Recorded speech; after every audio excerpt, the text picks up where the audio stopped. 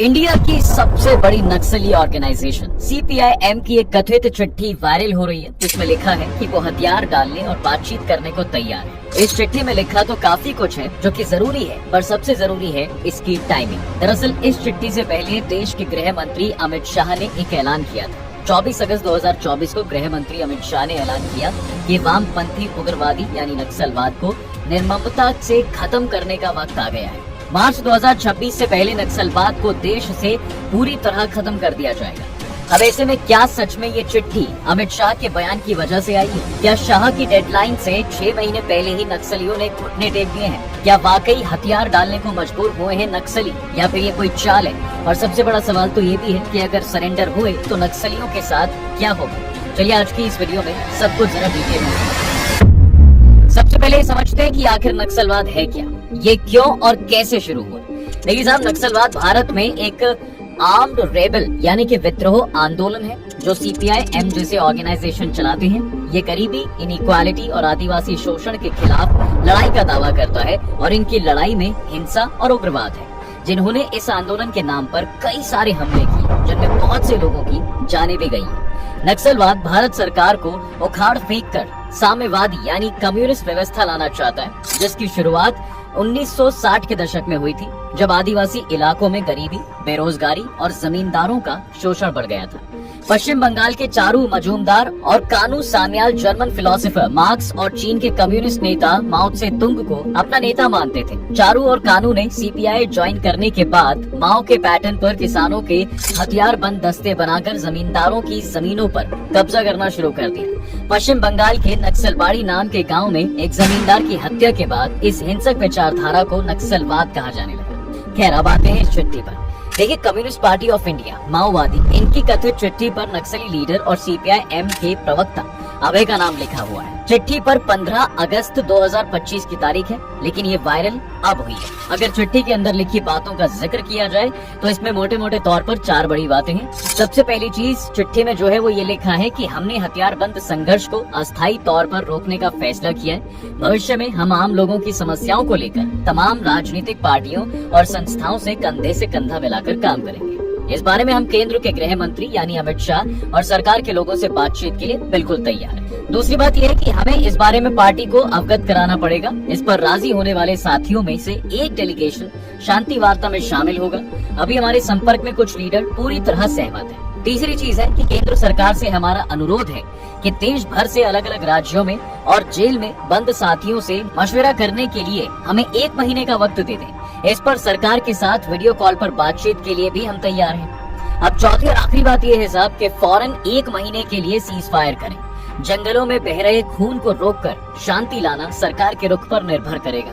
देखिए, अब इस चिट्ठी की बातों से तो यही लग रहा है कि नक्सलवादी अब इन सब चीजों को बंद करना चाहते हैं, लेकिन क्या ये सिर्फ उस एक स्टेटमेंट से हुआ है? 24 अगस्त 2024 को केंद्रीय गृह मंत्री अमित शाह ने 31 मार्च 2026 तक देश से नक्सलवाद खत्म करने की बात कही थी। छत्तीसगढ़ के रायपुर में उन्होंने कहा था कि भाई अब समय आ गया है कि वामपंथी उग्रवाद की समस्या पर एक मजबूत रणनीति के साथ आखिरी हमला किया जाए। अमित शाह की डेडलाइन के बाद सुरक्षा बलों ने ऑपरेशन कागार जैसे कई अभियान चलाकर नक्सली कैंपों पर हमले तेज कर दिए हैं। यहाँ तक कि 16 जुलाई को पी सुंदरराजन ने यह भी कहा कि नक्सलियों ने अपने लेटर में स्वीकार किया कि 2024-25 में 350 से ज्यादा नक्सलियों की मौतें हुई हैं। इनमें सीपीआई-एम के केंद्रीय समिति के 4 और राज्य स्तरीय समिति के 15 सदस्य शामिल थे।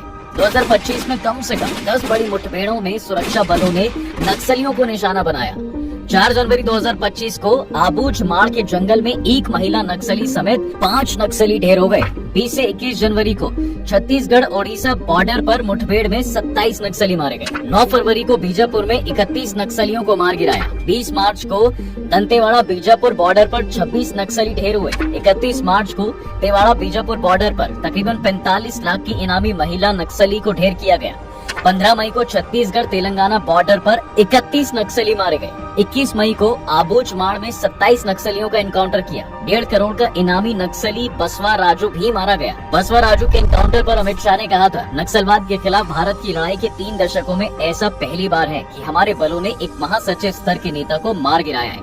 5 जून को बीजापुर में 1 करोड़ रुपए का इनामी नक्सली सुधाकर भी मारा गया। 11 सितंबर को 1.5 करोड़ के इनामी नक्सली मोडेम बालकृष्ण समेत 10 नक्सली मारे गए। 15 सितंबर को हजारीबाग में हुए मुठभेड़ में 1 करोड़ के इनामी सहदेव सोरेन सहित 3 टॉप नक्सली लीडर्स मारे गए। इसके बाद नक्सली लीडर अभय ने एक पर्चा जारी करते हुए लिखा था कि पिछले 15 महीनों में उनके 400 साथी मारे गए। अगर नक्सलियों के खिलाफ ऑपरेशन रुके तो हम शांति वार्ता के लिए तैयार हैं। इस पर छत्तीसगढ़ के गृह मंत्री विजय शर्मा ने भी कहा था, हमारी सरकार सार्थक वार्ता के लिए बिल्कुल तैयार है, बशर्ते इसके लिए कोई शर्त ना हो।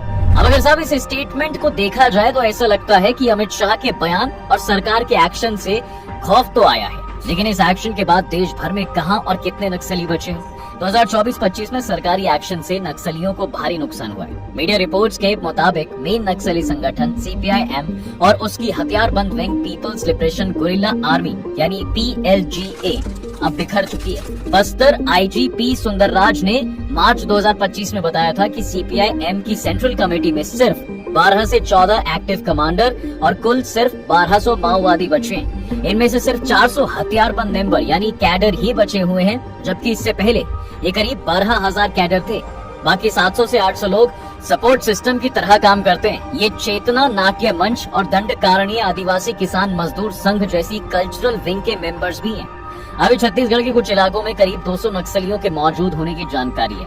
इसके अलावा झारखंड, महाराष्ट्र, तेलंगाना, तमिलनाडु और कर्नाटक जैसे राज्यों में भी सिर्फ 100 से 150 कैडर ही बचे हो सकते हैं। सुंदरराज ने भी कहा था कि आंकड़े हमारी फोर्सेस को भरोसा दिलाते हैं कि वो मार्च 2026 तक नक्सलवाद को खत्म करने के लिए गृह मंत्री अमित शाह के संकल्प को पूरा करेंगे। अब यहाँ पर एक्सपर्ट्स का मानना है कि ये नक्सलवाद के लिए बहुत मुश्किल दौर है। सरेंडर करने वाले कई नक्सली इसलिए हथियार डाल रहे हैं क्योंकि उन्हें नहीं लगता कि वो इस लड़ाई को जारी रख पाएंगे।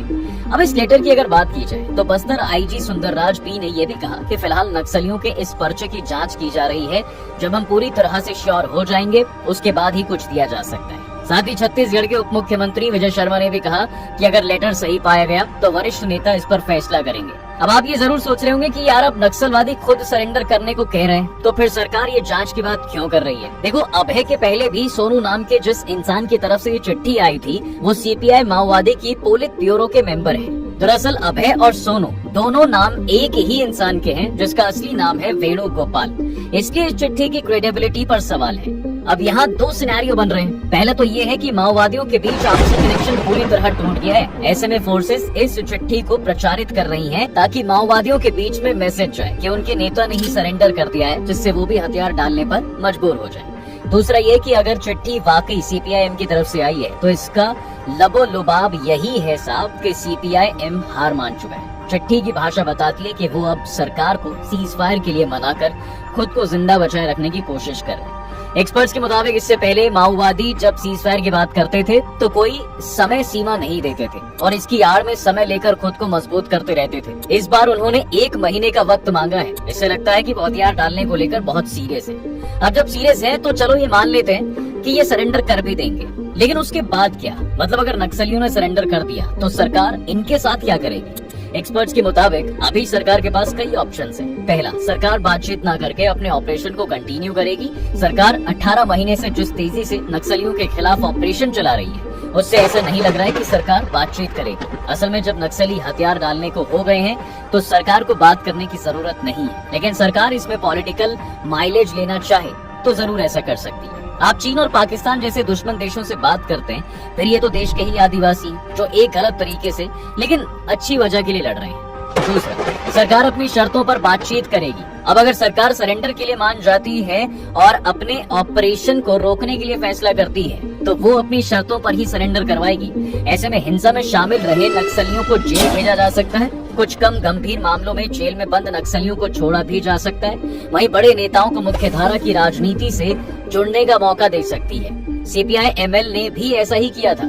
अभी बिहार और छत्तीसगढ़ में उसके विधायक हैं। CPI-M भी यही रास्ता अपना सकती है। वहीं साहब माओवादी आंदोलन से जुड़े आम आदिवासियों और ग्रामीणों को सरकार मेन स्ट्रीम में लाना भी चाहती है। दरअसल सरकार ने नक्सलवाद को खत्म करने के लिए 2 मोर्चों पर अभियान चलाया है। नक्सलियों के खिलाफ सेना और सशस्त्र बलों के सीधे ऑपरेशंस तेज किए गए। दूसरा, नक्सलवाद वाले इलाकों में डेवलपमेंट को बढ़ावा देना। इसके लिए 2017 में तब के गृह मंत्री राजनाथ सिंह ने 8 सूत्रीय समाधान एक्शन प्लान पेश किया था। इसके तहत सरकार ने नक्सली इलाकों में इंफ्रास्ट्रक्चर, स्किल डेवलपमेंट, एजुकेशन, बिजली और डिजिटल कनेक्टिविटी पर काम भी किया है। अब तक नक्सली इलाकों में 14,618 किलोमीटर की सड़कें बन चुकी हैं। नक्सली इलाकों में नए ITI, Eklavya model school, skill development centre और बैंक वगैरह खोले जा रहे हैं।